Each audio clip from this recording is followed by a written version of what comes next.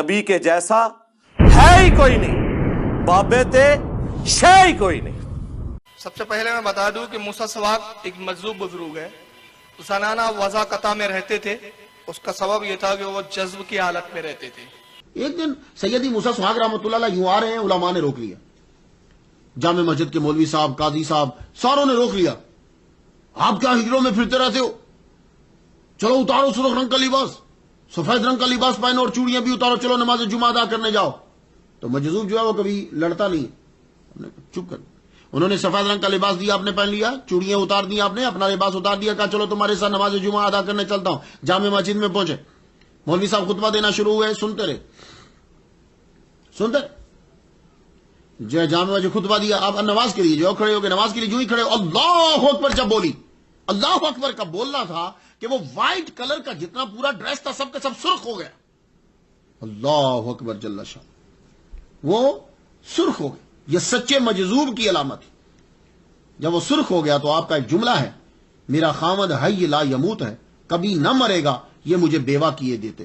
फलां बुजुर्ग का ये वाकया है, उसने ये लफ्ज बोला था, फलां ने ये बोला था। देखो ये खिलाफ शरीयत इनके जुमले हैं और खिलाफ शरीयत इनके अकवाल हैं।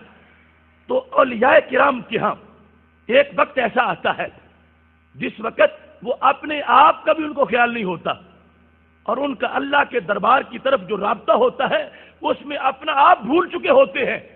इस हालत में जो उनसे जुमले निकले उनको शतहियात कहा जाता है।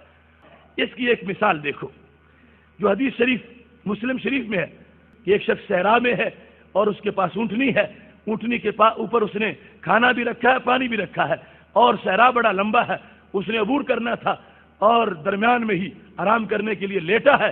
ऊँटनी जब उसने उठ के देखा है तो मौजूद नहीं थी, बड़ा घबरा गया है कि मैं मारा जाऊंगा, सहरा कैसे अबूर करूंगा, सवारी यही थी। फिर ढूंढने लगा है तो भूख लग गई है, प्यास लग गई है, फिर मरने के लिए तैयार होकर लेट गया है। आंख खुली होती है तो ऊँटनी सिराने पे खड़ी होती है। अब इस पर जो खुशी थी बंदे की, इसका नबी अलैहिस्सलाम ने बयान करते हुए फरमाया कि उस बंदे को इतनी खुशी नहीं होती जितनी खुशी रब को बंदे की तौबा पे होती है। मेरे महबूब अलैहिस्सलाम फरमाते हैं काला मिन शिद्दतिल फरह, वो बहुत खुश हो गया। तो खुश होकर कहता क्या है, अल्लाहुम्मा अंत अब्दी व अना रब्बुका, ऐ अल्लाह तू मेरा बंदा है, मैं तेरा रब हूं। मुस्लिम शरीफ की हदीस शरीफ है कि खुश होके अब उसको पता नहीं चल रहा कि बोल क्या रहा हो।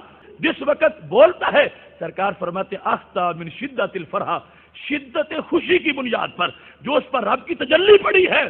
अब अगरचे गलती कर रहा है मगर शरीयत मुआखजा नहीं करेगी। इनको शतियात कहा जाता है। मजजूब कहते हैं वो जज़ब की हालत में चला जाए, कलंदर जिसको होश नहीं रहती और वो ऐसी होश उसकी जाती है कि वो नंगे भी फेर रहे होते हैं, ठीक हो रहे, और वो कहते हैं जी देखें जी ये मजजूब हो चुके हैं, इनके ऊपर तो शरीयत ही कोई नहीं है ना। तो असल में वो पागल हो चुके होते हैं, तो ये मानते हैं वो कहते हैं लेकिन ये अल्लाह की मोहब्बत में पागल हुए हैं। अच्छा, तो जब अल्लाह की मोहब्बत में अगर वाकई पागल हो गए फिर इनको पागल कहा करें ना। बुखारी मुस्लिम में हदीस है कि 3 लोगों से अल्लाह ताला ने शरीयत का कलम उठा लिया है, एक जो पागल है, दूसरा सोया हुआ शख्स और तीसरा जो छोटा बच्चा है। इसके ऊपर शरी गिरफ्त कोई नहीं। तो आप कहा करेंगे पागल है, इन पे शरी गिरफ्त नहीं है। आपने शरी गिरफ्त छोड़ के उनको अपना बुजुर्ग और इमाम मान लिया हुआ जो खुद ही पागल है, ठीक है। उसको आप अगर इमाम वही बनाएगा जो खुद पागल होगा, पागलों के ही इमाम पागल बनेगा ना। अच्छा, दलाइल कहां से लेते हैं? एक बड़ी मशहूर हदीस है सही मुस्लिम के अंदर, बुखारी में भी कुछ हिस्सा है लेकिन मुस्लिम में चंद आगे इजाफी अल्फाज भी मौजूद हैं कि अल्लाह ताला ने, अल्लाह के नबी अलैहिस्सलाम ने जो अल्लाह ताला की खुशी है ना उसकी मिसाल एक बयान फरमाई है जब कोई गुनहगार शख्स तौबा करता है। ये मिशकात में भी आपको अल्लाह की रहमत वाला चैप्टर जो दूसरी जिल्द के स्टार्ट में उसमें हदीस मिल जाएगी। तो अल्लाह के नबी अलैहिस्सलाम फरमाते हैं कि अल्लाह ताला को गुनहगार बंदे की तौबा से इतनी खुशी होती है जिस तरह के अगर कोई एक ऐसा शख्स हो तुम में कि जिसका सारा साजो सामान एक ऊंट पर लदा हो और वो एक बियाबान रेगिस्तान में सफ़र कर रहा हो और वो थोड़ी देर आराम के लिए रुके और उसकी आंख लग जाए, इस दौरान उसका जो ऊंट है साजो सामान समेत वहाँ से भाग जाए या गायब हो जाए। اب اس کو کئی دن تک ظاہر پانی نہیں ریگستان میں تو ملتا، موت اپنے سامنے نظر آئے کہ میری سواری کدھر گئی، میں کدھر تلاش کروں، تلاش کرتے کرتے ہی مر جاؤں گا۔ اسی دوران وہ پریشانی میں اس کی دوبارہ آنکھ لگے، اور جب آنکھ کھلے تو دوبارہ اس کا اونٹ اس کے سامنے ہو، تو اس کو کتنی خوشی ہوگی، اور وہ اتنا خوش ہو کہ اس کی زبان سے خوشی میں یہ لفظ نکل جائیں۔ کہنا تو وہ یہ چاہ رہا ہے کہ اے اللہ میں تیرا بندہ، تو میرا رب، لیکن اس کی زبان لڑکھڑا جائے اور وہ اس میں الفاظ ہیں کہ وہ خوشی کی شدت کی وجہ سے سلپ آف ٹنگ ہو جائے اور اس کے منہ سے نکل جائے اے اللہ تو میرا بندہ میں تیرا رب، اور وہ ایک دفعہ ہی نکلا ہے، ظاہر ہے اس کو احساس ہوگا تو فوراً توبہ کرے گا۔ یہ تو نہیں انل حاق کے نعرے لگاتا رہے گا، وہ ہیک کے نعرے لگاتا رہے گا، اور وہ کہتے ہیں یہ دیکھ لیں جی، وہ اس سے وہ کہتے ہیں جی مجذوب بھی جو کہتے ہیں نا، اگر وہ اللہ ہونے کا دعویٰ کر دیں تو وہ ان کی زبان کے اوپر۔ یہ مسٹسزم ایک پیرلل میں ایک ریلیجن ہے جو مسلمانوں کے ہاں صوفیت کے نام پہ پایا جاتا ہے، اور ہندوؤں کے ہاں سادھوؤں کی شکل میں پایا جاتا ہے، اور اسی طریقے سے کرسچنز کے ہاں جو ہے اور جیوز کے ہاں جو ہے وہ راہبوں کی شکل میں پایا جاتا ہے۔ یہ ہر جگہ موجود ہے، باقی اس کا یعنی انہی دین کی بگڑی ہوئی شکلیں ہیں، شریعت میں کوئی ایسا مسئلہ نہیں ہے۔ شیخ اصیل ابی محمد عبد اللطیف بن شیخ ابن نجیب عبد القاہر بن عبداللہ سہروردی، یہ فقیہ بھی ہیں، صوفی بھی ہیں بہت بڑے، وہ بیان کرتے ہیں کہ میرے باپ نے مجھے بتایا کہ شیخ حماد دباس رحمۃ اللہ علیہ کو ہر رات ایک آواز آتی تھی، صدا آتی تھی، جیسے شہد کی مکھی بن بناتی ہے تو اس کی آواز، اس طرح کی آواز وہ ہمیں لگتی تھی۔ ان دنوں حضور غوث پاک اس شیخ حماد کے پاس بیٹھا کرتے تھے۔ لوگوں نے عرض کی حضور غوث پاک سے کہ آپ شیخ حماد سے پوچھیں کہ یہ آواز کیسی ہوتی ہے جو آتی ہے۔ حضور غوث پاک نے شیخ حماد سے کہا لوگ جاننا چاہتے ہیں کہ یہ جو آواز آتی ہے یہ کیسی آواز ہے؟ تو شیخ حماد نے کہا میرے 12,000 مرید ہیں۔ کتنے؟ 12,000۔ تو میں ان سب 12,000 کے نام بڑی تیزی سے لیتا ہوں، سب کے نام یاد، سب کے نام یاد، اور ہر ایک سے پوچھتا ہوں کہ اس کی کوئی حاجت، کوئی ضرورت ہے جو میں اللہ سے منظور کراؤں۔ تو میں ان سب کے چونکہ نام پکارتا ہوں تو وہ آواز تمہیں اس طرح لگتی ہے۔ فرمایا میرا کوئی مرید اس وقت تک انتقال نہیں کرتا جب تک اس کی توبہ قبول نہیں ہوتی، یا 1 مہینے کے اندر اندر اس کے گناہ معاف کر دیے جاتے ہیں۔ اس طرح اللہ تعالیٰ کی رحمت ان پر ہوتی ہے جو میری بیعت میں داخل ہوتے ہیں۔ یہ بات غوث پاک نے سن کر کہا شیخ حماد کو اگر اللہ نے مجھے یہ رتبہ دیا تو میں اللہ سے یہ وعدہ لوں گا کہ قیامت تک میرا کوئی مرید، کب تک؟ پھر کہیے گا، قیامت تک میرا، یعنی ان کے سلسلے میں، قادری سلسلے میں جو بھی مرید ہوگا اس وقت تک نہ مرے جب تک اس کی توبہ قبول نہ ہو جائے۔ انبیاء کا دین کیا ہے اور بابوں کا دین کیا ہے؟ میرا بابوں سے کوئی ذاتی جھگڑا نہیں ہے، ہم چونکہ نبیوں کے دین کے سپاہی ہیں، ہم کسی بابے کو اجازت نہیں دیں گے کہ وہ اس شخصیت کے دین کو ملائن کرنے کی کوشش کرے جس کو اللہ نے ہمارا رہنما بنا کے بھیجا ہے۔ باقی تو ہم سب فالوور ہیں،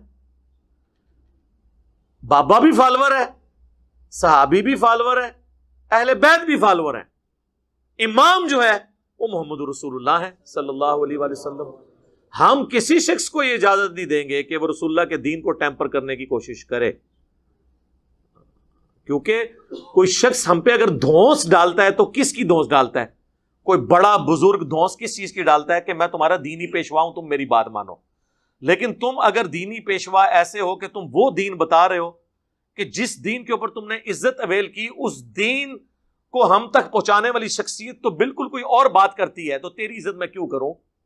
تیری عزت تو اس دن تک تھی جس دن تک تو نبی علیہ السلام کا دین ہم تک پہنچا رہا تھا۔ جب تو نے اپنا سیلف میڈ دین ہمیں پہنچایا تو تیری عزت بھی ختم، تو غدار ہے۔ اور غدار جو ہوتے ہیں نا کسی بھی نیشن میں، ان کی سزا کیا ہوتی ہے؟ علمی قتل۔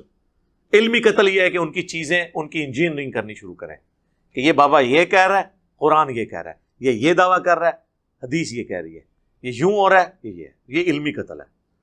اور میں آپ کو بتاؤں فزیکل قتل کیا ہوا بندے کے تو چانس ہیں کہ اسے دجال کبھی زندہ کر لے تھوڑی دیر کے لیے۔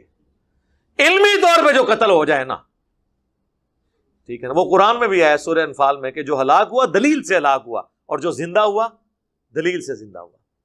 سر جو دلیل سے زندہ ہوتا ہے اسے مر کے بھی موت نہیں آتی, اور جو علم سے ہلاک ہوتا ہے وہ زندہ چلتے پھرتے ہوئے بھی ایک زندہ لاش ہوتا ہے, کیونکہ اس کے بعد علمی دلائل نہیں ہوتے. یہ زندہ لاشیں ہیں نا, آج ان کا مذاق اڑا رہے ہیں.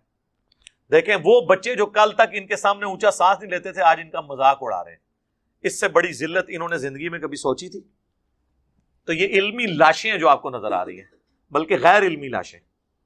جتنے گمراہ فرقے ہیں آپ ان کے اندر کامن چیز دیکھیں گے, وہ نبیوں کو نکال کے اللہ تک پہنچنے کی کوشش کرتے ہیں. ظاہر ہے جب نبیوں کو نکالیں گے تو گیپ تو فیل کرنا ہوگا نا, وہ بابے ڈال لیتے ہیں بیچ میں. اور میری ذمہ داری یہ ہے کہ میں بابے پکڑ کے نکالوں. بابے نکلتے ہیں تو پھر اس کی تعلیمات آ جاتی ہیں جس کی قبر مدینے میں. انسان کی ہدایت پہ ہونے کی نشانی کیا ہے؟ انسان کی ہدایت پہ ہونے کی نشانی یہ ہے کہ وہ ہمیشہ ہدایت کے لیے دعا کرتا رہے, اپنے آپ کو پرفیکٹ نہ سمجھے. اور دوسرا, ہر چیز کو وہ کتاب و سنت اور اجماع صحابہ اور اہل بیت کے اعمال کے ساتھ میچ کرے بجائے بابوں کے ساتھ میچ کرنے کے, اور اس کے مطابق چلے, وہ ہدایت پہ انشاءاللہ. اب پیر و مرشد خواجہ عثمان ہارونی رحمت اللہ علیہ نے قریب ہی پڑی ہوئی ایک اینٹ اٹھانے کا حکم دیا.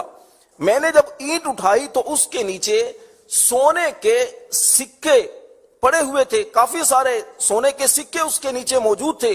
پیر و مرشد نے فرمایا اسے لے جاؤ اور فقیروں کو تقسیم کر دو. خواجہ غریب نواز رحمت اللہ علیہ فرماتے ہیں میں نے وہ اشرفیاں غریبوں میں تقسیم کر دیں. کی کہانیاں کرا, لیکن اب اللہ کا شکر ہے بابے مر گئے جے, کیونکہ ویڈیو دی برکت نہ جو کوئی کرے گا کہیں گے یار لے آؤ.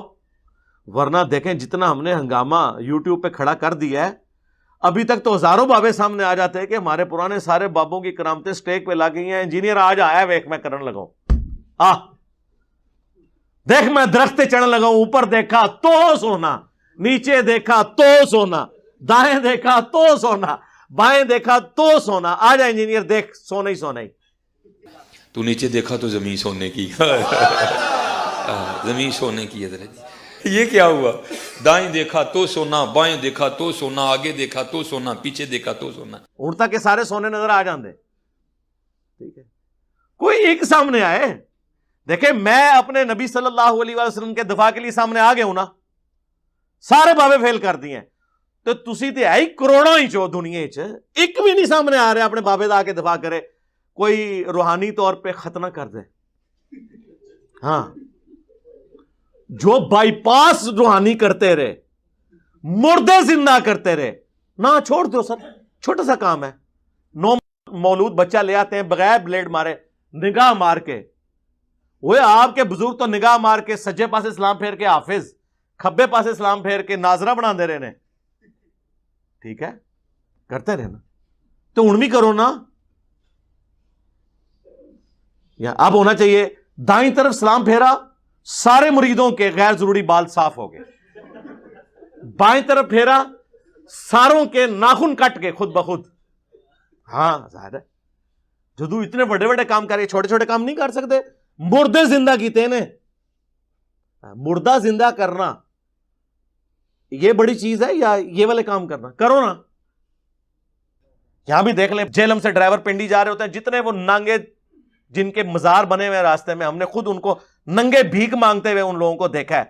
میرے تو یہ کم از کم 25-30 سال سے اس روڈ کے اوپر سفر ہے. جو لوگ وہاں بھیک مانگتے تھے اب ان کے مزارات ہیں. تو ڈرائیورز گاڑی آستہ کر کے بریک مار کے, کوئی مطلب وہاں پہ 10 روپے کا نوٹ پھینک کے جا رہا ہوتا ہے دور سے. سارے غلامی ہے نا ان لوگوں کی. جب ایک اللہ کی توحید کو ماننے والے ہو جائیں, ایک پیغمبر کی امامت کو ماننے والے ہو جائیں صلی اللہ علیہ وآلہ وسلم, تو ان سارے بابوں سے آپ کی جان نہیں چھوٹ جائے گی. 90 لاکھ نو کلمہ پڑھایا. ڈاکٹر ذاکر نائک نے ہزاروں ہندوؤں کو کلمہ پڑھایا. مانو اسے اللہ کا ولی. نہیں اسی او دے قیدے نہیں ٹھیک, تواڈے بھی قیدے ٹھیک نہیں. ہر چیز بانے وہی سارا سلسلہ سا وہی بنایا ہوا تھا. ہم نے ہمیشہ کوشش کی آپ کا دماغ کھولے. دماغ کھل گیا تو آپ دیکھیں گے کیسے سکون کی زندگی ہے.